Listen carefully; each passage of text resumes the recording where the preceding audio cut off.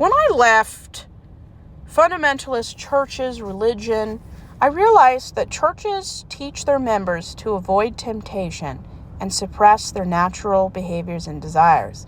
Sometimes they actually call natural desires and normal behavior perversions, like being gay, trans, pan, asexual. Anyone who's not screwing and having kids with the opposite gender is a pervert. That's not true. In my opinion, in my experience, the most likely pervert is the married husband of a church or anywhere, especially if you're heterosexual.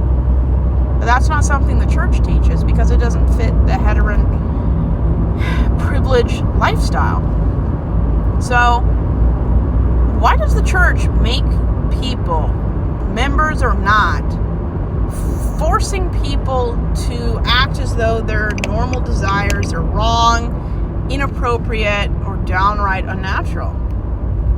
Because Christianity is always about upholding and pursuing white male privilege, the Christian right.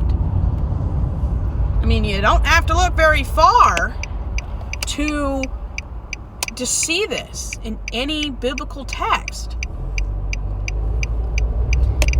And I'm just done with the whole uphold the patriarchy kind of thing. I mean, it's 2025. You don't need to be ruled by men just because they're men. If I have to be ruled by a man, it better be somebody who is the most qualified person in the room, or forget it. And it's a sad thing to say when one group of people, just looking at them makes my blood pressure and my cortisol levels rise.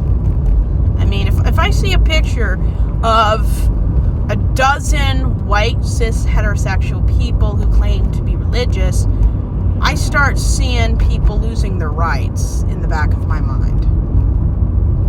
Even though it may not happen, that's what I'm feeling.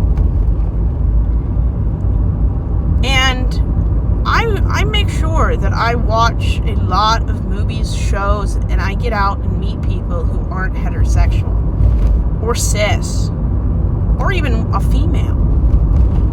I want to normalize the way normal people live their lives, even if Christians don't see them as normal or natural.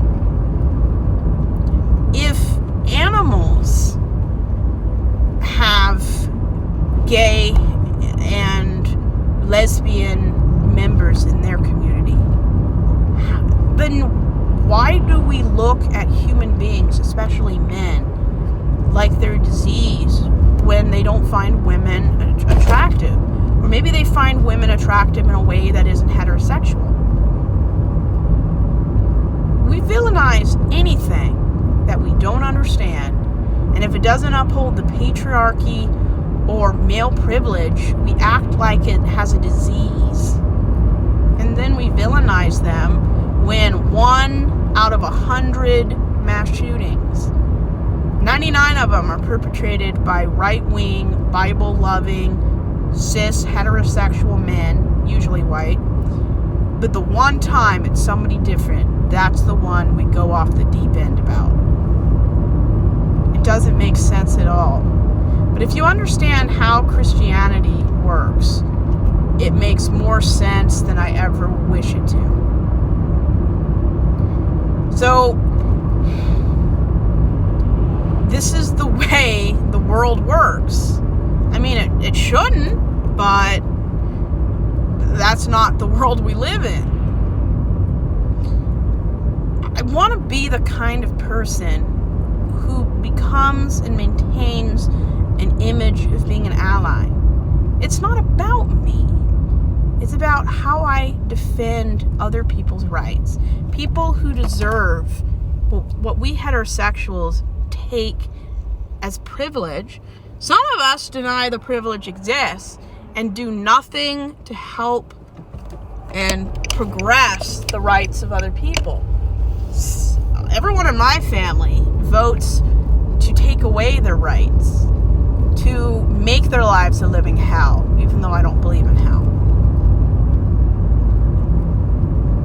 1 out of 18 members of my family, me, votes thinking that gay people deserve equal rights and protections. My own mother, she told me they don't deserve equal protection under the law. And I said, do you know what happens to people that don't have equal protection under the law? We get one of those scenarios like Matthew Shepard, and I think his name was James Byrd Jr., which in 2009, President Obama signed a law that included race, orientation, and sex as any attack done based on those added reasons would be a federal hate crime. Why do those groups of people be villainized by Christianity? Because it's always been that way. And before Protestant churches and Christianity was a big thing, Catholicism was in charge of the world. And they made homosexuality a crime. The states with the best progress in society don't live by religious mythologies. They reject all of that crap because they see people for who they are. Complicated, interesting individuals. And who cares if someone likes a guy versus a girl? We live in 2025. If people can't or won't accept people for who they are, that makes you a bigot or an ignorant person.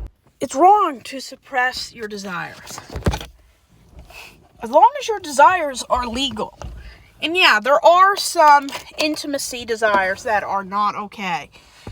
But as long as your desires are for people 18 or older who consents and finds you attractive and actually wants either a hookup, a long-term relationship, or something in between.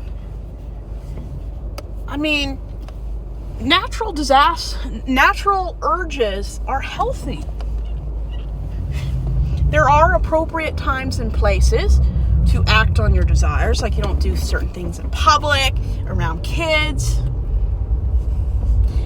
You just, and that's why you discovered these things when you're a child, an adolescent, a teenager, a young adult. You learn in the safety of your home and at school what is and isn't okay. You don't need a religion to teach you how to be a decent human being. That's what parents and society and just general autonomy is for. Autonomy teaches you right, wrong, and how to express yourself without having to conform to a rule book that was invented around the time the wheel was invented.